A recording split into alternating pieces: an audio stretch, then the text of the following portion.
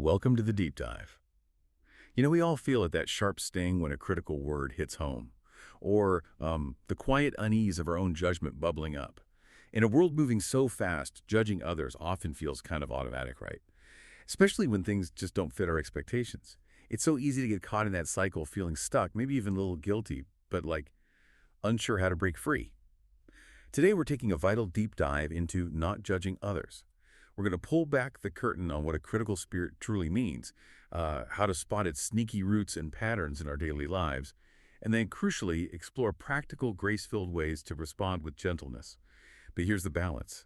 We'll also tackle the flip side, how to avoid permissiveness, recognizing when love genuinely calls us to speak up with truth, not just, stay silent. Our mission today is pretty straightforward, to equip you to navigate those everyday conflicts, whether it's about how a friend manages their finances or a family member's unique personality quirks, those disputable matters that seem to divide us. Navigate them with wisdom, grace, and most importantly, a truly non-shaming, hopeful heart. We've sifted through deep psychological research, timeless biblical wisdom, and modern studies on human behavior and community to bring you insights that hopefully genuinely transform. This isn't about making you feel bad. It's about understanding yourself and others better and discovering new pathways to growth. Imagine finding more peace in your closest relationships and, a profound sense of freedom in your own mind. That's exactly right. It's about recognizing the often subtle ways judgment can creep into our thoughts and interactions, and then offering clear, actionable pathways toward a more compassionate and constructive approach. It's a journey we're all on, really, toward greater relational harmony, certainly, but also a deeper inner peace. This deep dive is designed to offer real tools for that journey. Okay, so let's really unpack this first part. We like to think our minds are neutral, rational players, right? But it turns out that's not quite the case. Our brains are surprisingly powerfully wired to zero in on and remember what's bad more than what's good. Is it fair to say our default setting is almost to spot the negative first? It's an excellent way to frame it, yeah, because it is, in fact, a universal principle across psychology. Bad is stronger than good. And this isn't just some minor mental glitch. It's a fundamental part of how we perceive and process the world. It profoundly affects everything, from our biggest life decisions down to the smallest daily interactions. It's like our internal alarm system is just always on high alert for anything that might be a threat. And the implications of this negativity bias are, they're really significant. We're not just talking about minor annoyances here. Bad emotions, negative feedback, even bad first impressions actually carry more weight, more influence than good ones. Think about it. A single negative event can often just undo the benefits of many, many positive interactions. Exactly. You could have 10 wonderful experiences with someone, build up a lot of trust, and then one really bad interaction, one hurtful word. It can overshadow all of that goodwill in an instant. It's quite powerful. And negative information isn't just passively noticed, it's processed more thoroughly. Right. We analyze it in greater detail, and we remember it longer than positive information. Bad impressions, for instance, they form much faster. And what's particularly striking is how resistant they are to change. Really? Oh, yeah. It takes a tremendous amount of consistent positive experience to overcome an initial bad impression. This is why first impressions are so crucial, and why sometimes, no matter how hard we try, it feels impossible to shake off a negative perception we have of someone, or maybe they have of us. Okay, here's where it gets truly fascinating and maybe a little humbling. This bias is actually an evolutionary adaptation. Our earliest ancestors, the ones who are hyper-attuned to bad things, potential dangers, threats in their environment, they are the ones more likely to survive and pass on their genes. Precisely. If you ignored a good opportunity for food, well, you might feel regret later. But if you ignored a predator even once, that could be fatal. So our brains quite literally learned to prioritize the bad. It was a survival mechanism, plain and simple. From an evolutionary standpoint, urgent attention to possible bad outcomes was just sheer survival. The same immediate life-or-death urgency simply wasn't there for good outcomes. Right. You could miss a good berry patch and still find another one tomorrow, maybe. But missing that lurking predator, that was the end. So this hardwiring, this attentional bias towards the negative, it has these really profound implications for how we interact today. Even when we're just navigating a disagreement with a colleague or a spouse where physical survival isn't actually on the line anymore, but the wiring's still there.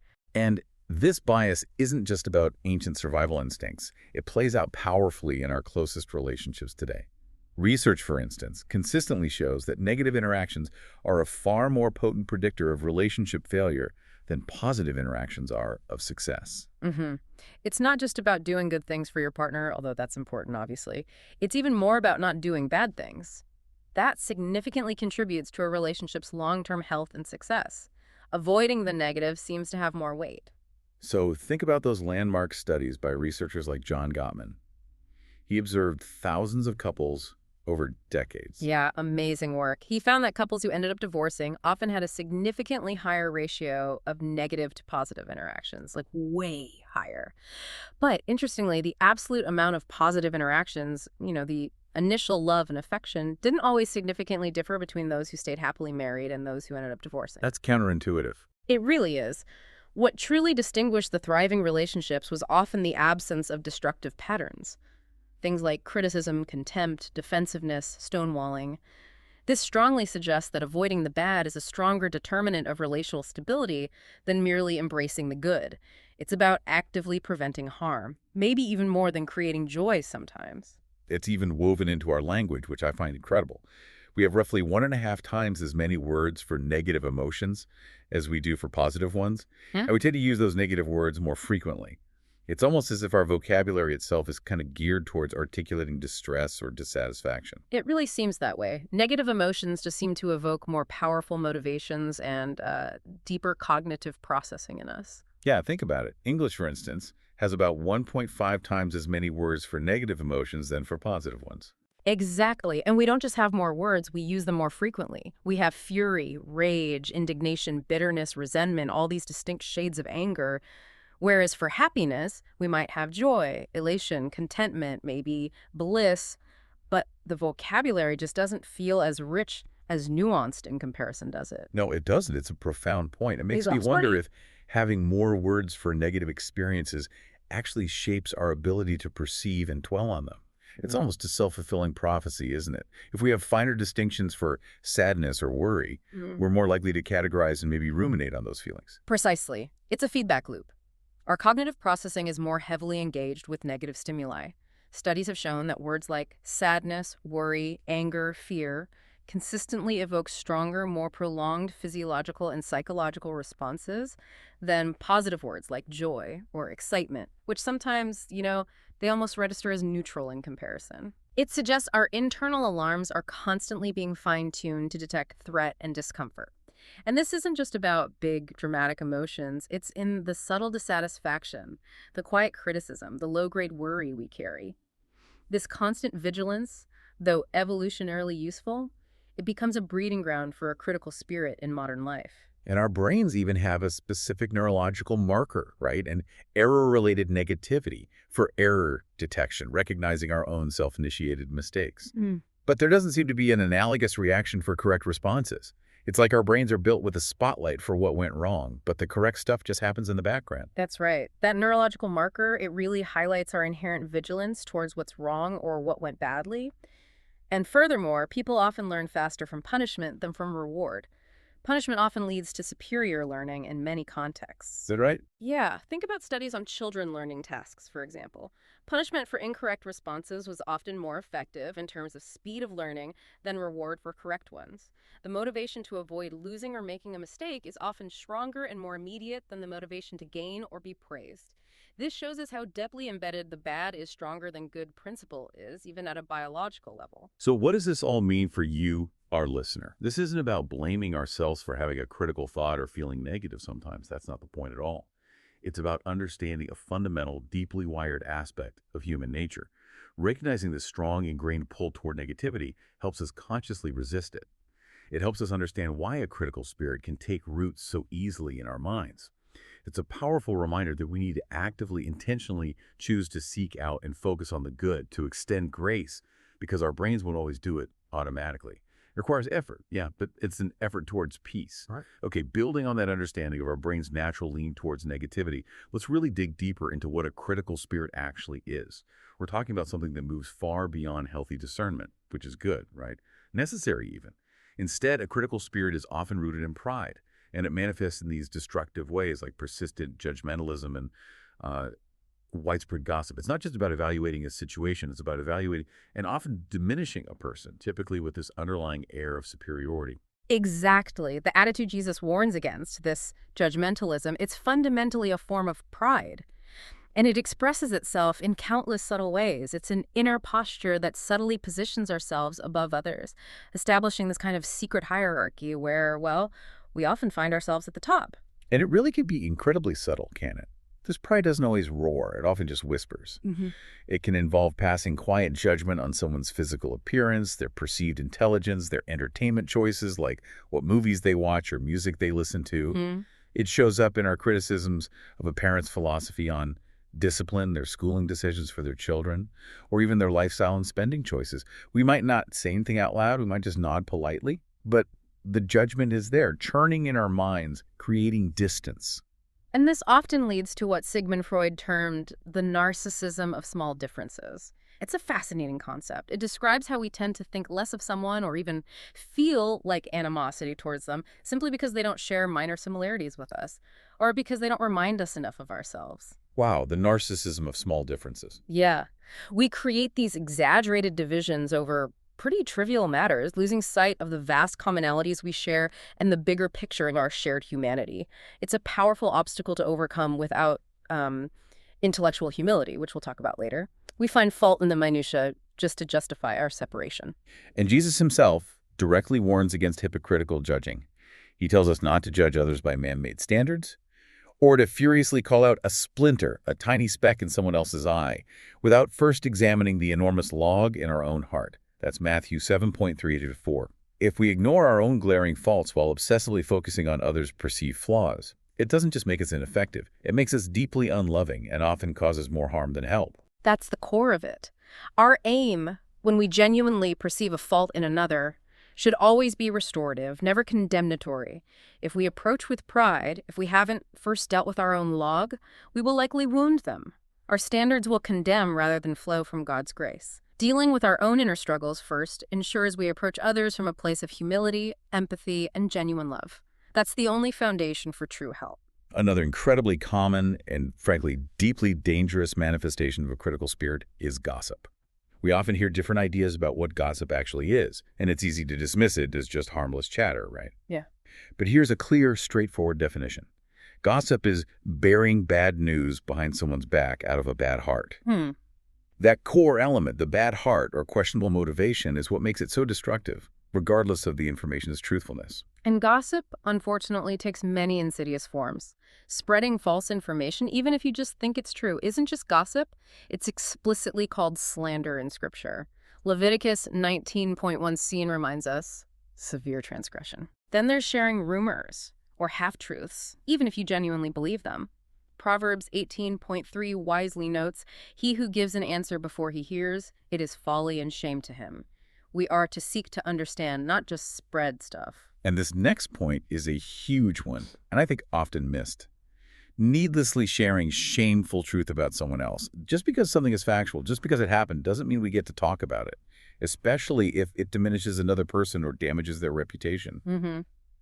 Think about Joseph bringing a bad report against his brothers in Genesis 37.2. Even if it was factual, the context and the spirit in which it was shared matters. The truth of a matter does not give us a free pass to share it if our motivation is, to elevate ourselves or diminish another. So true. And Scripture strongly and consistently condemns gossip and busybodies as behaviors unfitting for those who follow Christ. Romans 1.29 lists gossip as a sign of a depraved mind. 1 Timothy 5.19 talks about busybodies who speak about things not proper to mention. Proverbs 11.13a warns, "He who goes about as a talebearer reveals secrets." This isn't just a minor social faux pas, it's something deeply antithetical to a community built on love and trust. It tears at the very fabric of unity. So to help us reflect on our own tendencies towards gossip, and maybe move towards what we might call constructive concern, we should cultivate a habit of asking ourselves some questions. Like, why do I really want to talk about this person's situation right now? Have I actually confronted them directly about this issue in love? What would I actually like to do with this information? What's the constructive outcome I'm hoping for? And critically, is this the right venue, the right place, the right audience to be talking about this? Those are powerful questions. They force us to examine our underlying motivations and consider the true impact of our words. It challenges us to step back from passive participation in gossip. As Proverbs 17.4 says, an evildoer listens to wicked lips, a liar pays attention to a destructive tongue. We have a responsibility maybe to admonish those engaging in gossip, but always with humility, right? Remembering our own struggles. It calls us to take responsibility for the health of our conversations. Okay, beyond gossip and obvious judgment, there's also a concept from family systems theory called a well-differentiated self. What's that about? Right, differentiation. It refers to a person who can stay calm and distinguish facts from raw emotionality, even in the face of conflict, criticism, or rejection. They're guided by thoughtfully acquired principles and values, not just swayed by the feelings of the moment or the emotional reactivity of others around them. They have a solid core. And a lack of differentiation. Well, a lack of differentiation often leads to emotional reactivity, being easily overwhelmed by responsibilities or unfounded fears. And this can then manifest as judgment or overly defensive reactions, especially in family or close relationship settings. Individuals with low differentiation often struggle to define themselves clearly without either being overly pushy or, conversely, being wishy-washy and easily swayed by external pressures. This emotional fusion makes it hard to tolerate differences, and so it kind of fosters judgment. Okay, let's imagine a scenario. Martha and Michael and their adult daughter, Amy, in a well-differentiated family dynamic. In that scenario, Martha and Michael would trust Amy to manage her own relationships and make her own life choices. Michael isn't overly critical of Amy's decisions, even if they're different from his own. And Martha doesn't feel this intense, overwhelming need to jump in and defend Amy every time someone raises an eyebrow or questions something. There's a healthy, non-judgmental acceptance of individual autonomy within their relationships. Each recognizes the pressures the other is under, maybe, and neither makes a federal case out of feeling slightly neglected or misunderstood. They're confident in each other's loyalty, even when they disagree or make different choices. There's a foundation of trust. That sounds peaceful. It is. This healthy family dynamic, rooted in differentiation, allows Amy to grow into a more responsible and self-assured individual who senses and respects appropriate limits. She makes fewer emotional demands on her parents. It's a clear picture of how differentiation can dramatically reduce the tendency to criticize, overreact, or fuse emotionally. It fosters an environment of trust, acceptance, and individual flourishing. It's truly a beautiful thing to witness when it happens. So learning to identify these patterns, the subtle judgments, the gossip, the lack of differentiation in our own thoughts and conversations, is the absolute first courageous step toward breaking free from a critical spirit. It's about recognizing these things not to shame ourselves, but so we can consciously begin to choose a different, more loving path. Okay, so we've talked about our brain's natural bias toward negativity and how a critical spirit can manifest in various ways, like gossip or lack of differentiation. Now let's explore why we often find ourselves so profoundly at odds with others, especially in those disputable matters of everyday life. Many of our judgments, you suggest, aren't about some universal right or wrong. They stem from these deeply held, often unconscious moral maps that differ greatly among us. How does intellectual humility help us bridge those seemingly impassable gaps? That's a crucial question, yeah. You see, morality isn't a single monolithic concept, as we often assume it is. It's actually, according to some researchers like Jonathan Haidt, a plurality of ideals. It's built on different innate mental systems, which we call moral foundations. There are likely more than one, perhaps 5 or even 6 foundational ways humans perceive right and wrong and what is truly good or bad. And the fascinating thing is, we all prioritize these foundations differently. It's like we have different moral taste buds. This truly is an aha moment for so many people, myself included. Instead of one big universal moral compass guiding everyone, we have this set of distinct underlying moral foundations, almost like different operating systems. Let's walk through some of the key ones that researchers have identified, because understanding them really changes everything about how we view disagreements, doesn't it? It really does. Okay, first there's care harm. This foundation is deeply rooted in our ability to feel and dislike the pain of others. Mammals caring for their vulnerable offspring, right? It underlies virtues like kindness, gentleness, and nurturance. Think about the immediate impulse to protect a child or the profound empathy we feel for someone who is suffering. It's about avoiding pain and promoting well-being. Okay, care harm. Then we have fairness cheating. This one is all about justice, rights, and reciprocal altruism, the idea of equal treatment, or in some cases, proportionality based on merit, like getting what you deserve. It's about ensuring balance and equity in interactions and feeling that sense of injustice when someone gets away with something unfair. Right. Next is loyalty betrayal. This foundation relates to group cohesion, patriotism, and the profound sense of self-sacrifice for the group. Think tribes, coalitions. It's activated anytime people feel it's one for all and all for one, fostering a deep sense of belonging and protection within a community, whether that's a family, a sports team, or a nation. Another powerful foundation is authority subversion. This one stems from our long history of hierarchical social interactions. Think primates, leadership. It underlies virtues like leadership, followership, deference to authority, and respect for traditions and established structures. It's about maintaining order, respecting those above you, and valuing stability. And then there's sanctity degradation, often referred to as purity. This foundation is strongly shaped by the psychology of disgust and contamination. It underlies the striving for an elevated, less carnal way of life, often related to concepts of self-discipline, naturalness, and spirituality. This foundation is very present in religious narratives and can involve notions of the body as a temple or the need to keep things pure and uncorrupted. Think about dietary laws or ideas about sacredness. We should also mention a strong candidate for a sixth foundation, liberty oppression. This one speaks to our intuitions about individual freedom in the absence of obstruction, the right to be left alone to pursue one's own projects and live life without undue interference. It's about personal autonomy and resistance to coercion or domination. Exactly. And what's truly fascinating, and often the root of our most intractable disagreements, is that people prioritize these foundations very differently. It's not that people don't have all of them, but the weighting changes.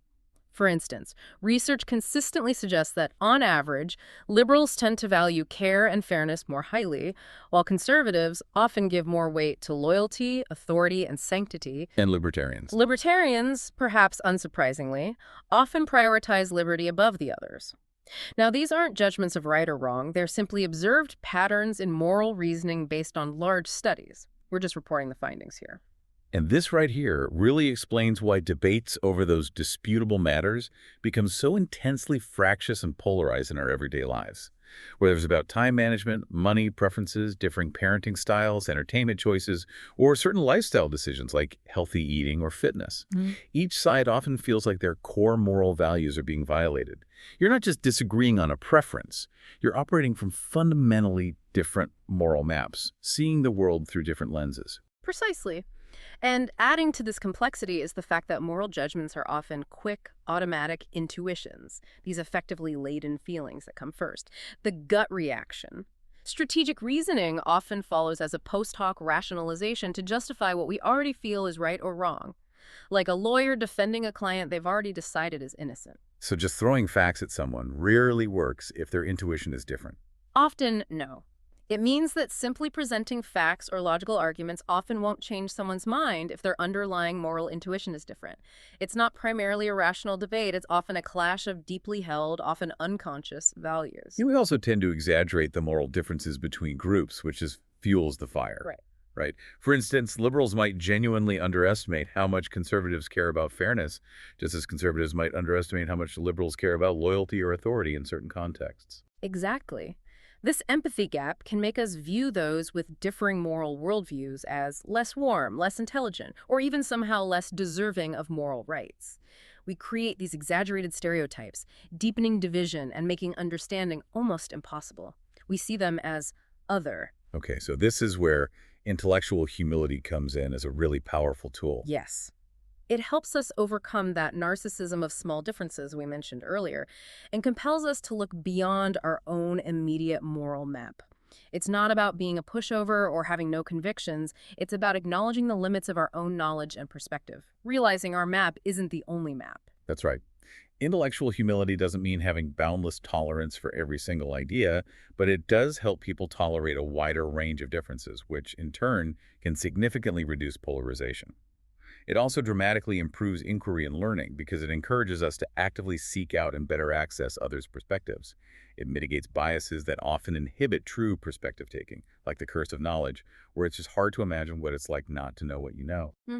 It allows us to discern when it's appropriate to listen to experts and to properly depend on others' knowledge rather than just assuming we have all the answers ourselves.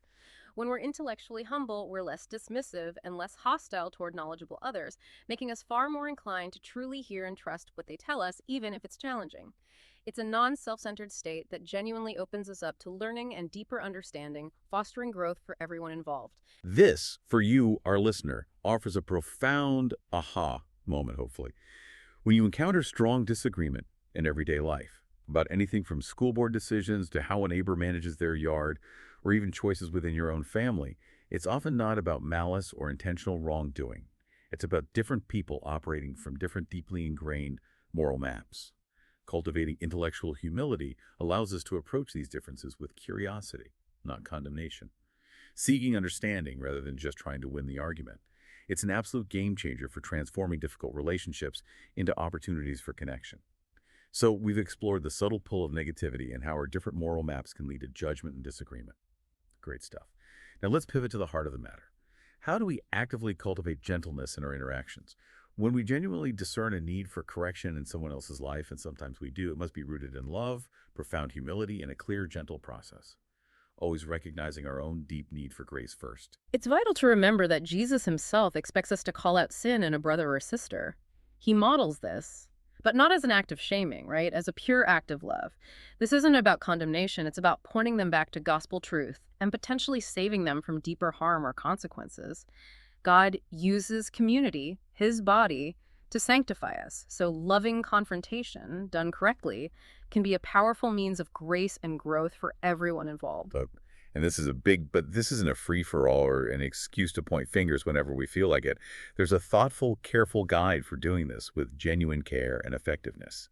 The very first step, and it's absolutely non-negotiable, is to pray about it. Absolutely. Before you even think about talking to someone, truly admit your own shortfalls, acknowledge your own struggles, maybe confess your own judgmental thoughts about them, and appeal to God's boundless grace and forgiveness for you. This ensures you approach the situation from a posture of grace, empathy, and humility, not pride or self-righteousness. Prayer in this context is just an essential exercise in receiving grace yourself, isn't it? Totally. It helps us gain perspective, see things more clearly, identify any logs in our own eyes that might cloud our judgment, and ultimately do less harm while maximizing the potential for good. We absolutely need to pray for wisdom and discernment to approach the conversation in a way that truly honors God and genuinely helps the other person, opens their heart rather than hardening it. Okay, so prayer first. The second critical step is to weigh the seriousness. Ask yourself honestly, am I spiritually ready for this conversation? Can I truly speak without condemning, without an edge of pride in my voice? Your aim should always be to establish or strengthen a relationship, to win them over with love, and to create a safe space for God's grace to work in their life. Always, always remember that they, like you, are deeply loved and accepted in Christ, regardless of their current struggle. That posture changes everything. And this isn't usually a one-and-done conversation, is it? If genuine change isn't occurring immediately, maybe be lovingly firm over time, but always allow a period after the initial conversation for reflection, processing, and continued prayer. Don't just drop it and walk away. This patience, this willingness to walk with someone through a process is itself a profound sign of true unconditional love, mirroring God's patience with us. It shows you're invested in their long-term well-being, not just a quick fix or being right.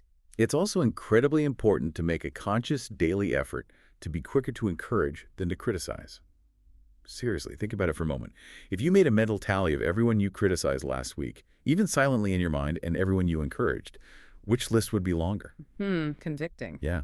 We should intentionally devote our energy to building up people and their reputations, especially those individuals we're most tempted to belittle or find fault with. It's an active choice we have to make. And humility, rooted in the incredible grace extended to us in Christ, is the only thing that can truly uproot hypocrisy and replace criticism with genuine encouragement. When you feel that temptation to judge rising within you, stop. Just stop on the stairs, metaphorically speaking. Take a beat. Remember your own status. You are a sinning saint, a traveling pilgrim, an ongoing work. You haven't arrived yet. Focus intently on your own growth and sanctification rather than constantly seeking faults in others. That internal shift creates powerful external change. Okay, what about those countless minor disputes in everyday life? The small annoyances that can so easily get under our skin? Yeah, for many of them, the wisest, most peace-giving response is to simply and quietly overlook an offense. Proverbs 19.8 says, "A man's wisdom gives him patience. It is to his glory to overlook an offense." This is a deliberate, conscious decision not to dwell on it, not to let it grow into bitterness or resentment. It's choosing peace over being right. It's a form of everyday forgiveness. And sometimes someone lashing out at you or making a frustrating choice, it's actually a symptom of other things going on, right? Exactly. Deeper frustrations, hurts, or burdens in their life. In those cases, discern if you can genuinely help carry their burdens. Galatians 6.2 calls us to, quote, carry each other's burdens, and in this way you will fulfill the law of Christ. This act of compassion can profoundly soften hearts, build bridges, and often open the way for reconciliation far more effectively than an immediate critical response. It transforms the interaction. When facing more significant conflicts, especially those where both parties feel wronged, you suggest approaching them as common problems to work on together. Yes. Instead of seeing it as you against them, frame it as you and them working against the problem itself, side by side. Develop creative solutions that genuinely satisfy both your needs and theirs, if possible. Philippians 2.3-4 beautifully reminds us to, in humility, value others above yourselves, not looking to your own interests, but each of you to the interests of the others. It reframes the conflict into a collaborative effort, which is huge. And if a situation gets too heated, If it's confusing or emotionally charged, or if you feel your own emotions starting to take over, it's perfectly appropriate, even wise, to temporarily withdraw. Step back respectfully. Say, I need a few minutes, or can we pause this? Calm down. Organize your thoughts. Pray for clarity. Allow emotions to settle. This isn't escaping the problem. It's a strategic, self-aware pause that allows for a much more thoughtful, loving, and constructive response later. It prevents further damage. okay, what if someone approaches you with gossip? How do we handle that gently but firmly? Good question. You can gently but firmly challenge them in a constructive way. Instead of just listening or, worse, participating, ask questions like, why are you telling me this right now? Or have you had a chance to talk to them directly about this issue? Or maybe, what would you like me to do with this information? What's the desired outcome here? And is this truly the right venue to be talking about this sensitive topic? Those questions really redirect the conversation, don't they? They do. They hold the person accountable without necessarily shaming them and transform a potentially destructive exchange into one of constructive concern, ideally. This approach helps us resist passive participation in gossip without being self-righteous. We do this not with a judgmental attitude, but with genuine concern for everyone involved. It draws a clear boundary. And a truly key aspect of cultivating gentleness is empathy in action. Tell us about that. Yes, drawing from concepts like nonviolent communication, NVC, empathy means a respectful understanding of what others are experiencing. Instead of immediately jumping in with advice or explaining your own view or defending yourself, the call is to empty your mind and listen to others with your whole being. This creates crucial space for genuine connection, for understanding their heart, their needs, their perspective, before any solution is sought. So it's about setting aside our own stuff for a moment. Exactly. True empathy means setting aside our own judgments, our preconceived notions, our assumptions, our automatic responses, to truly hear the other person, to try and feel with them. It's about being fully present, which is a powerful, profound act of love and respect in itself. It's not about agreeing with their actions necessarily, but understanding their internal world. These are such concrete, actionable strategies. They can transform daily disagreements and difficult conversations from those small irritations about personality differences to more significant lifestyle choices or those deeply held disputable matters into opportunities for love, growth, and reconciliation. It's about honoring God through our interactions, building peace, one gentle word or one patient action at a time. It truly creates a ripple effect, doesn't it? It really does. Okay, we spent a lot of time talking about cultivating gentleness and avoiding judgment, which is absolutely vital. Couldn't be more important. But we also need to be careful not to fall into the other ditch, permissiveness, or what's sometimes called the conspiracy of silence, especially when serious, damaging sin or injustice is present. Love, you see, sometimes requires firm truth and courageous action, not just quiet acceptance or passive avoidance. That's a truly critical balance we must strike. We should resist just as vigorously the unqualified right to secrecy attitude that sometimes prevails. The Bible teaches that it is profoundly wrong to hide certain damaging sin. Proverbs 10.18 states, "He who conceals hatred has lying lips, and he who spreads slander is a fool." Hiding serious issues, especially when they impact others negatively, is not a mark of love. It can actually enable harm. It's true.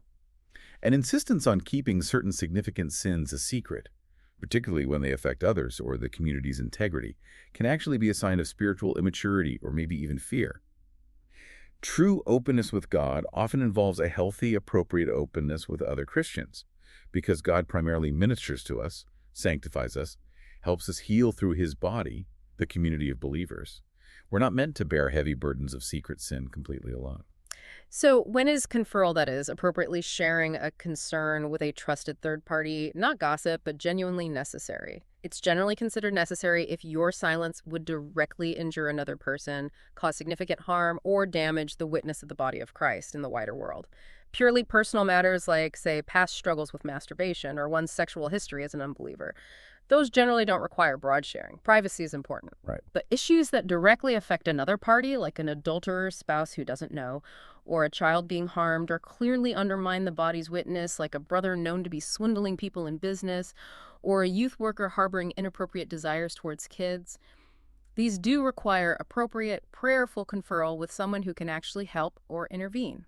These are profoundly serious situations, and they call for courage, tempered with immense wisdom and care. For instance, if a married person confesses an extramarital affair, or if a student shares that they are seriously harming themselves, like cutting, you may need to insist, lovingly but firmly, that the person confess to a key person involved, their spouse or a parent for a minor. And if they refuse? If they refuse to share this critical information, you may, out of love and a commitment to preventing further harm, have to inform that key person yourself.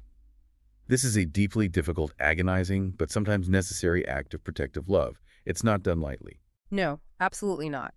And to disclose wisely and ethically in such cases, you need to be very clear on what information you need to confer and why it is necessary. Stick to the facts needed.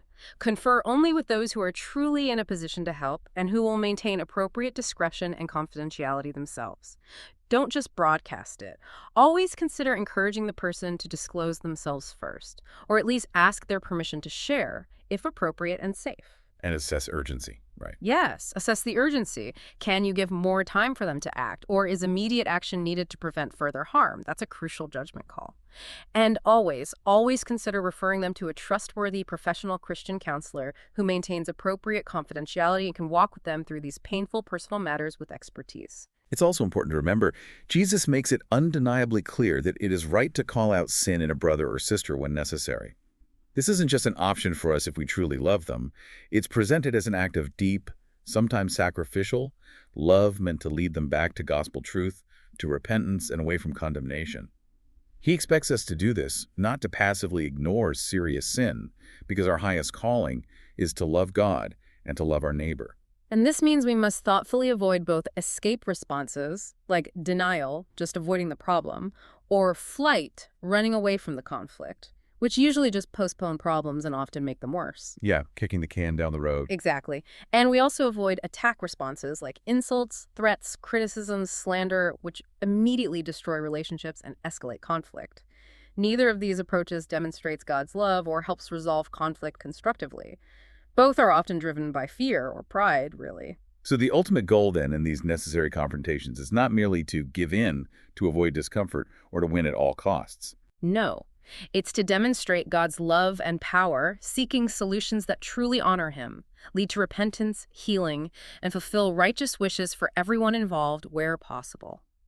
This is about finding righteous solutions, grounded in truth and love, even if they are difficult, not just easy ones that gloss over the truth or enable further harm. I remember reading about a family fighting over an inheritance or a farm in one of the sources. Yes, that example from The Peacemaker. Some siblings might try to escape the conflict entirely, pretending nothing is wrong, hoping it goes away. Others might attack, launching accusations and insults, digging in their heels. But the peacemaking response, the loving and courageous response described there, sought to transform the situation. Not by giving in or attacking, but by working toward a solution that honored God's truth, respected each person, and brought about genuine reconciliation and healing. It was about allowing God, through prayer and wise counsel, to show them how to resolve the conflict in a way that truly glorified Him and brought peace, real peace, to the family. This section really helps us navigate that truly critical balance, doesn't it? Love compels us to be gentle, to overlook minor offenses, and to respond with humility and grace. But that very same love also compels us to act with courage and firm truth when serious harm is at stake, when injustice is prevalent, protecting others and the integrity of our families and communities. It's about being both gentle as doves, full of grace, and wise as serpents, full of discernment. It's a lifelong journey of learning and growing in love, for sure. Absolutely. It's not easy, but it's essential. Hashtag tag outro. Wow. What a profound deep dive we've taken today into the complex yet profoundly important topic of not judging others. We started by exploring the powerful and often surprising ways our brains are actually wired for negativity, which naturally shapes our tendency towards judgment. We learned to diagnose a critical spirit, recognizing its deep roots in pride and its destructive forms like subtle judgment and pervasive gossip. We also came to understand that many of our everyday conflicts, whether about differing time or money preferences, personality traits, or other disputable matters, often stem from distinct, deeply held moral maps rather than ill will or malice. hmm And we didn't stop there. We equipped ourselves with the vital tool of intellectual humility, which allows us to approach these differences with an open curiosity rather than swift condemnation. We then walk through practical, actionable ways to cultivate genuine gentleness, learning how to offer prayerful and relational correction when needed, always seeking to encourage more than criticize. Finally, we navigated that other ditch, understanding the vital difference between non-judgment and dangerous permissiveness, recognizing when love truly calls us to speak difficult truths for the protection and growth of others and the integrity of our communities. So here's a final thought for you to mull over. In a world that is so quick to label, to judge, and to divide, what might truly happen if you committed to seeing others' unique moral maps with intellectual humility, really trying to recognize that their perspective is valid for them, even if it's different from yours? And what if you committed to responding to their splinters, or even their more obvious logs, with the same grace, patience, and hope you so deeply desire for your own ongoing journey? How might that truly transform your home, your friendships, your workplace, and your community, one gentle word or one prayerful moment of silent, discerning action at a time? Thank you for joining us on the Deep Dive.